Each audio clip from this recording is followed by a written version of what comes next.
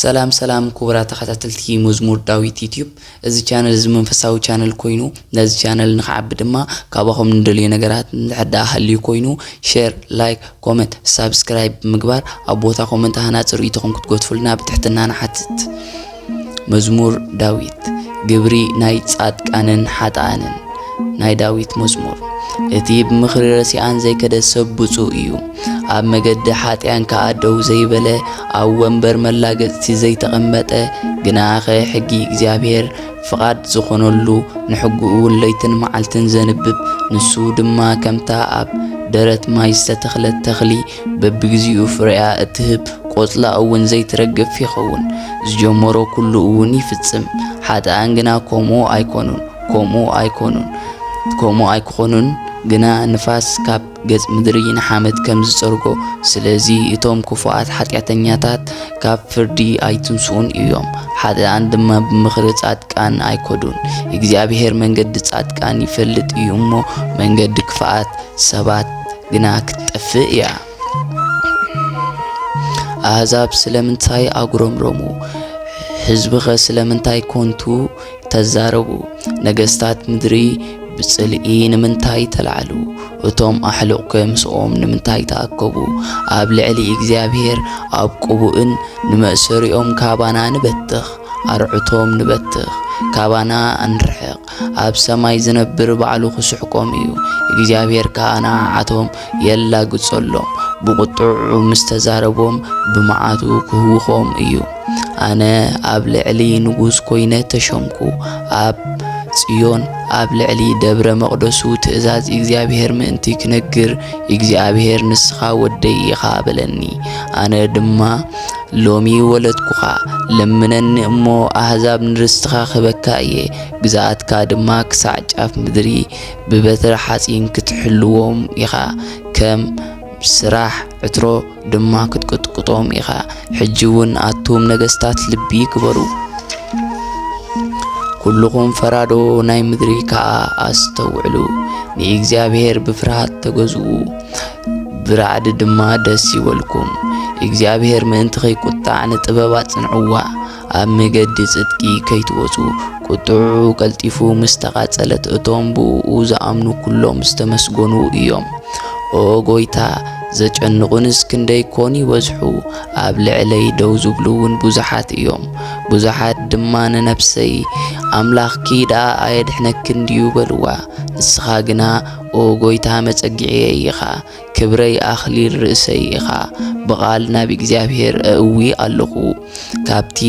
ቅዱስ መቕደሱ ከዓ ሰማዓኒ ኣነ ግና ፈጺመ ደቀስኩ እግዚአብሔር ኣተንሲእኒ እዩ እሞ ነቓሕኩ ካብ ኣእላፍ ኣሕዛብ ምስ ከበቡን ምስ ተላዓልኩን ኣይፍርህን ኦ ጎይታ ተንስእ እሞ ኣድሕነኒ ነቶም ብኾንቱ ዝጸልኡኒ ኩሎም ንስኻ ቀሰፍካዮም ኢኻ እሞ ኣስናን ሓጣን ሰበርካ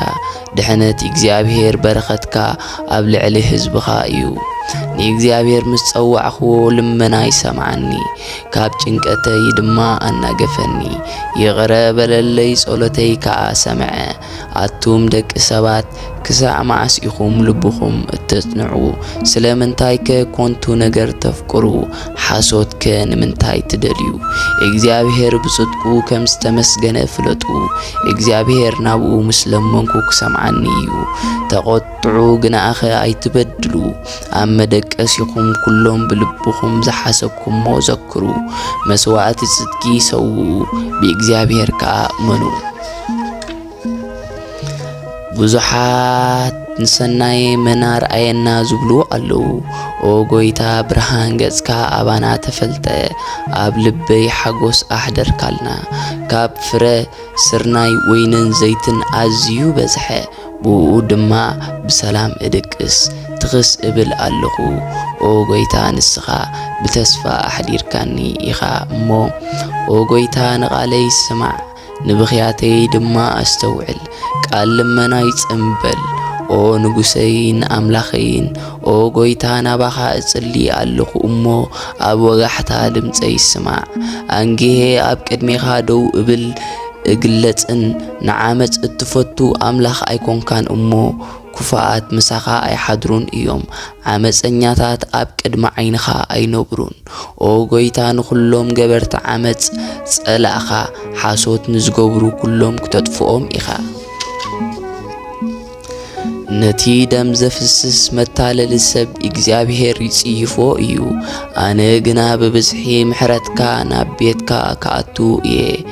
ንዓኻ ብምፍራህካ ኣብ ኣዳራሽ መቕደስካ ክሰግድ እየ ኦ ጎይታ ብጽድቅኻ ምርሐኒ ስለ ጸላእተይን መንገደይን ኣብ ቅድሚኻ ኣቕንዕ ኣብ ኣፎም ሓቂ የለን እሞ ልቦም ኮንቱ እዩ ጎረሮኦም ከምቲ ዝተኸፍተ መቓብር እዩ ብመልሓሶም የትሳልሉ ኦ ጎይታ ፍረዶሎም ብውዲቶም ይወድቁ ብብዝሒ ክፍኣቶም ከዓ ስጎጎም ኦ ጎይታ ኣምሪሮምኻ እዮም እሞ እቶም በኣኻ ዝውከሉ ኩሎም ደስ ይበሎም ሓዲርካዮም ኢኻ እሞ ንዘለዓለም ደስ ይበሎም እቶም ንስምካ ዘፍቅሩ ኩሎም በኣኻ ይመክሑ ንስኻ ንጽድቂ ትባርኾ ኢኻ እሞ ኦ ጎይታ ከም ስሙር ኪናት ጋረድካና ኦ ጎይታ ብቁጥዕኻ ኣይትቕዘፈኒ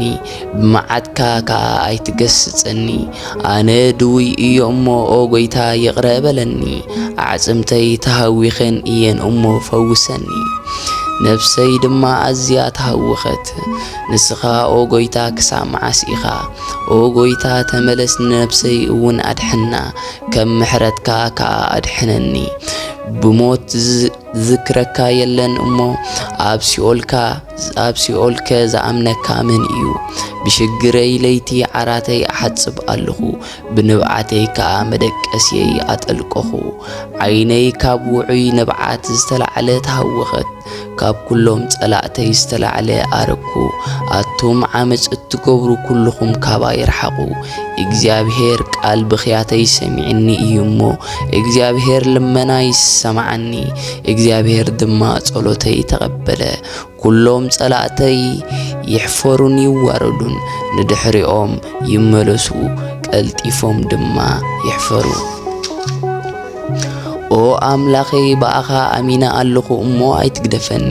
ካብቶም ዝኸበቡኒ ኩሎም ፈጺምካ ኣድሕነኒ ንሰብነተይ ከም ኣንበሳ ኸይምንጥልዋ ዘድሕንን ዝከላኸልን ስለ ዘየለ ኦ ኣምላኸይ ከምዚ ገይረ እንተኾይነ ዓመፅ ከዓ ኣብ ኢደይ እንተሎ ክፉእ ንዝገበሩኒ ኣነ ድማ ክፉእ ገይሮም እንተኾይነ ጸላእተይ ጥራይ የውድቑኒ ጸላኢ ንነፍሰይ ተኸቲሉ ይርከባ ንህይወተይ ድማ ኣብ ምድሪ ይርገጻ ንኽብረይ ከዓ ኣብ ሓመድ የዋርዶ ኦ ጎይታ ብመዓትካ ተንስእ ኣብ ልዕሊ ጸላእተይ ድማ ተላዓሎም ኦ ኣምላኽ በቲ ዝኣዘዝካዮ ስርዓት ተላዓል ጉባኤ ኣሕዛብ ክህበካ እዩ ስለዚ ናብ ኣርያም ተመለስ እግዚአብሔር ንኣሕዛብ ክፈርደሎም እዩ ኦ ኣምላኽ ከም ሓቂ ፍረደኒ ከም ርህራሄይ ድማ ይኹነለይ ንሃጣን ክፍኣቶም ክውድኦም እዩ ንጻድቃን ድማ ክጠቕንኦም ኢኻ